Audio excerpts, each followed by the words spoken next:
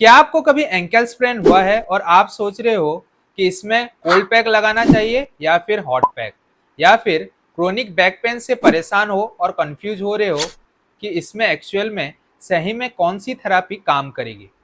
Hello everyone, मैं हूं doctor Ankit. Welcome to my YouTube channel health and physio decoded. और आज के इस वीडियो में हम डिकोड करेंगे सबसे कॉमन और misunderstood pain treatments, cold pack versus hot pack. तो इस वीडियो में हम समझेंगे कब कोल्ड पैक लगाना चाहिए और कब हॉट पैक, और क्यों इन दोनों का अपना इम्पोर्टेंस है।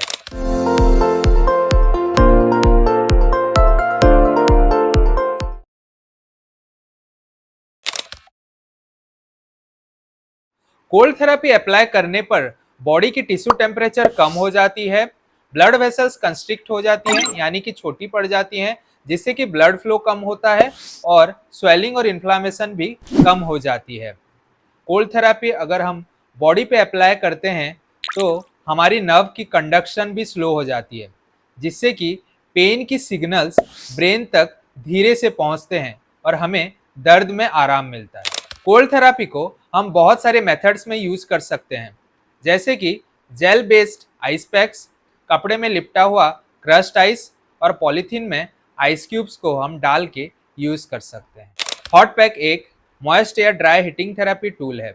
हॉट थेरेपी लगाने से ब्लड वेसल डायलेट हो जाते हैं यानी कि ओपन अप हो जाते हैं, जिससे कि ब्लड फ्लो बढ़ जाता है, ज़्यादा ऑक्सीजन और न्यूट्रिएंट्स मसल तक पहुंचते हैं, मसल रिलैक्स हो जाता है, स्टिफनेस कम होती है और मूवमेंट बेटर होता है।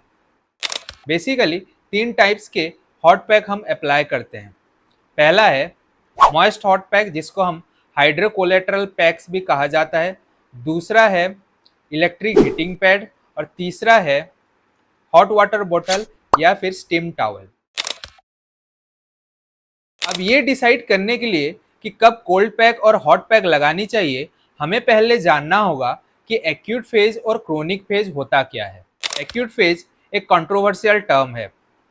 कुछ स्टडीज ये कहती हैं कि इंजरी होने के बाद का 72 घंटे तक एक्यूट फेज रहता है, और बहुत सारी स्टडीज ये भी कहती हैं कि एक्यूट फेज कुछ घंटे से लेकर कुछ दिन तक रहता है।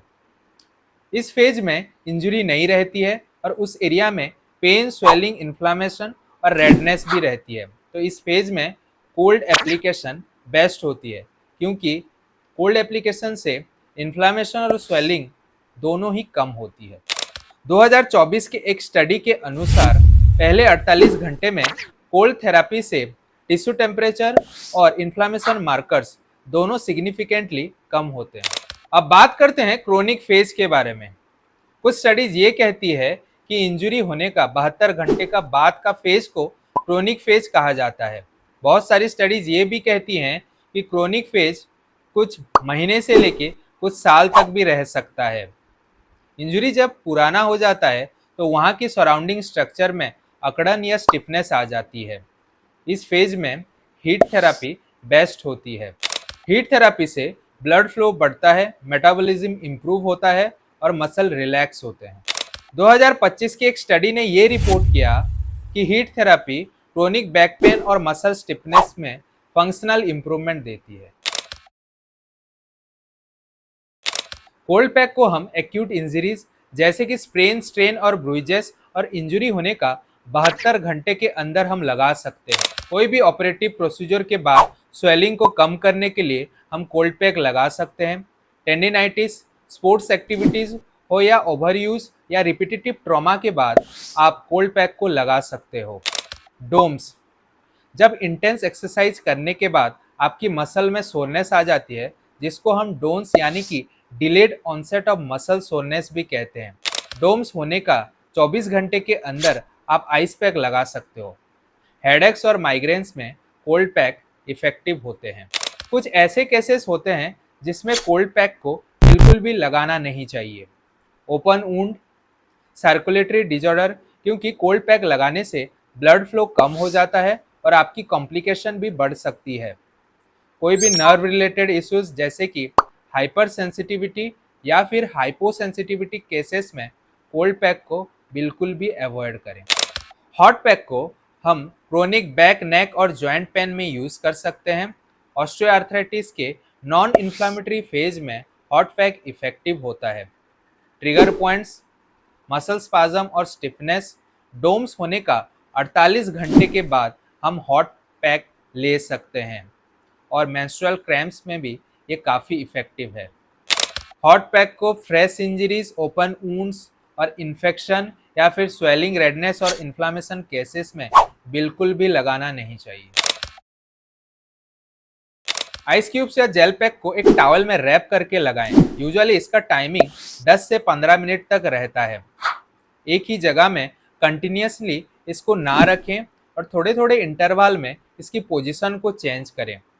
बर्फ को स्किन में डायरेक्टली ना लगाएं, इससे कि फ्रॉस्ट बाइट भी हो सकता है। जब भी आप हॉट पैक लगा रहे हो, हीटिंग पैड या वार्म टॉवल का यूज़ करें। यूजुअली 15 से 20 मिनट तक आप हॉट पैक लगा सकते हो। मेक श्योर इसकी टेम्परेचर कंफर्टेबल हो, ज़्यादा टेम्परेचर से बर्न भी हो सकता है। स्ट्रेचिंग और एक्सरसाइज से पहले हॉट थेरापी बेस्ट होता है। आपको अगर क्रोनिक कंडीशन है लाइक आर्थराइटिस, आप alternate heat and cold therapy भी यूज़ कर सकते हो। So let's summarise it. Cold therapies को हम एक्यूट इंजरीज के लिए यूज़ कर सकते हैं। इन्फ्लामेशन और स्वेलिंग को कम करता है। इंजरी का 72 घंटे तक हम कोल्ड थेरापी को अप्लाई कर सकते हैं। हीट थेरापी क्रोनिक पेन और स्टिफनेस के लिए यूज़ करते हैं। हीट थेरापी से ब्लड सर्कुलेशन इंप्रूव होती है, मसल रिलैक्स होती है। इसीलिए सही थेरापी सही समय पर अगर दिया जाए तो रिकवरी फास्टर होती है। आज के इस वीडियो में हमने समझा कि कोल्ड और हॉट थेरापी दोनों अपने जगह में इफेक्टिव हैं, बस समय और कंडीशन दोनों सही होना चाहिए। अगर आपको ये वीडियो इन्फॉर्मेटिव लगी हो तो वीडियो को लाइक एंड शेयर जरूर करिए और मेरे channel health and physio decoded को सब्सक्राइब करना ना भूलें। आपके क्वेश्चंस और टॉपिक सजेशंस को कमेंट सेक्शन में जरूर लिखिए। मिलते हैं अगले वीडियो में एक नए हेल्थ टॉपिक के साथ। Till then, stay healthy and stay active.